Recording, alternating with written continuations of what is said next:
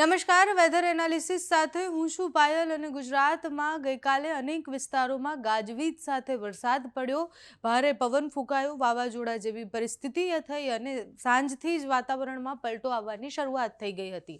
મધ્ય ગુજરાતથી લઈને દક્ષિણ ગુજરાત, સૌરાષ્ટ્રના ભાગો, ઉત્તર ગુજરાત મોટાભાગના વિસ્તારોમાં વરસાદ પડ્યો, ગાજવીજ સાથે તોફાન આવ્યો હોય એવો વરસાદ પડ્યો અને પ્રી મોન્સૂન એક્ટિવિટીથી લઈને જે સિસ્ટમ બની છે એ સિસ્ટમ વિશે વાત કરીશું. સાથે જ કેટલા દિવસ સુધી આની અસરો રહેવાની છે એની પણ વાત કરીશું. પહેલા હવામાન વિભાગ જે સેટેલાઇટ મેપ આપે છે, જે બતાવે આપણને કે ક્યાં કઈ સિસ્ટમ બનેલી છે, ક્યાં વાદળો ઘેરાયેલા છે, તો અત્યારે તમે જુઓ કે દક્ષિણના ભાગો જે છે એટલે દક્ષિણનો આ વિસ્તાર છે કે ત્યાં સૌથી વધારે તમને અહીંયા એક સિસ્ટમ દેખાતી હશે. ધીરે ધીરે એ મહારાષ્ટ્રથી એન્ટર થઈ અને પછી ગુજરાતને અસર કરે તેવી સંભાવના છે.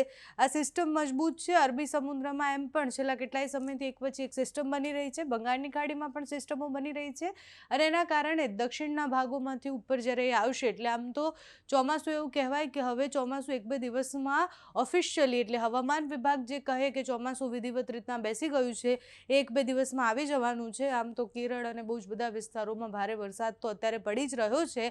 મહારાષ્ટ્રમાં ધીરે ધીરે એની અસર થશે અને જેમ જ ચોમાસું મહારાષ્ટ્રમાં પ્રવેશશે એના થોડા જ દિવસોમાં એ ગુજરાતમાં પણ આવી જશે.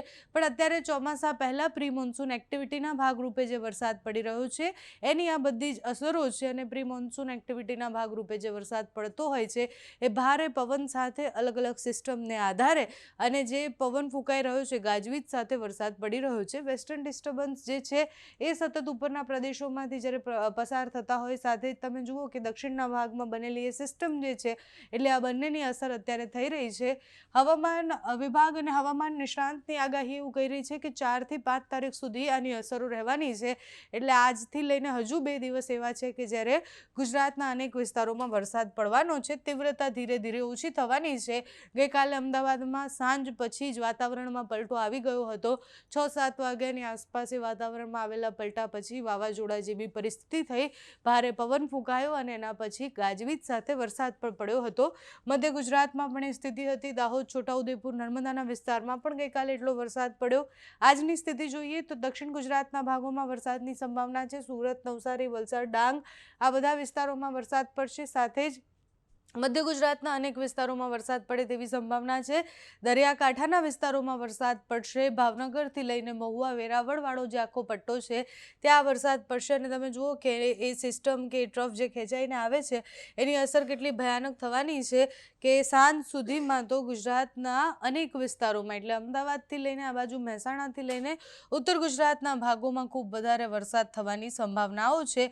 3જી તારીખે પણ એ સ્થિતિ રહેવાની છે. તમે જુઓ કે રાત્રે મોડા ઉત્તર ગુજરાતમાં સૌથી વધારે અસર થશે. ઉત્તર ગુજરાતના ડીસા, મહેસાણા અને એ બધા જ વિસ્તારોમાં તમને રેડ કલર દેખાય છે. એ મજબૂત બનેલી સિસ્ટમ જે છે એ ટ્રફ ખેંચાઈને આવ્યો અને એ સિસ્ટમની અસરને કારણે આ બધા જ વિસ્તારોમાં ખૂબ વધારે વરસાદ પડશે. અમદાવાદ પણ એના ઝપેટામાં આવી જશે. વિરમગામથી લઈને કલોલથી લઈને સુરેન્દ્રનગર, ધાંગધ્રાવાળા પટ્ટામાં વરસાદ પડશે. પાલનપુરમાં ખૂબ વધારે વરસાદ પડશે. આ મોડી રાત્રે આજે વરસાદ જે પડવાનો છે એની સ્થિતિ છે.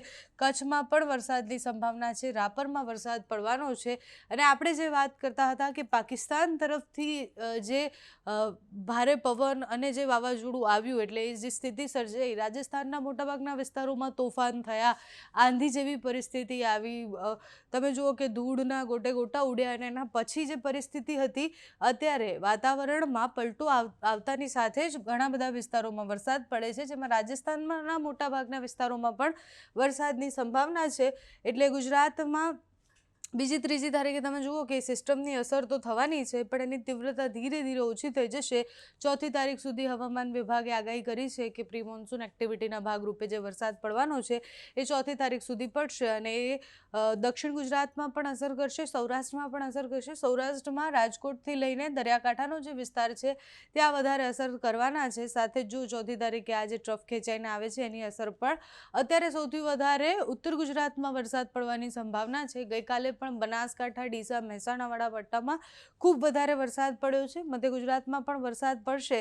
એટલે આ પ્રી મોન્સૂન એક્ટિવિટીના ભાગરૂપે પડેલો વરસાદ એ આખા ગુજરાતમાં પડવાનો છે, પણ એને આપણે સાર્વત્રિક વરસાદ એટલે નહીં કહીએ, કારણ કે એ છૂટો છવાયો અલગ અલગ, જેમ કે આજે અમદાવાદમાં પડ્યો છે, પછી સાંજ સુધીમાં બીજા વિસ્તારમાં પડે. એક સાથે બધે જ વરસાદ નથી પડવાનો, પણ આગામી 2 દિવસ હજુ પણ સાવધાન રહેવાનું છે, કારણ કે ભારે પવન સાથે વરસાદ પડે તેવી સંભાવના છે. ભારે પવન સાથે ગાજવીજ સાથે વરસાદની આગાહી હવામાન વિભાગ દ્વારા કરવામાં આવી છે.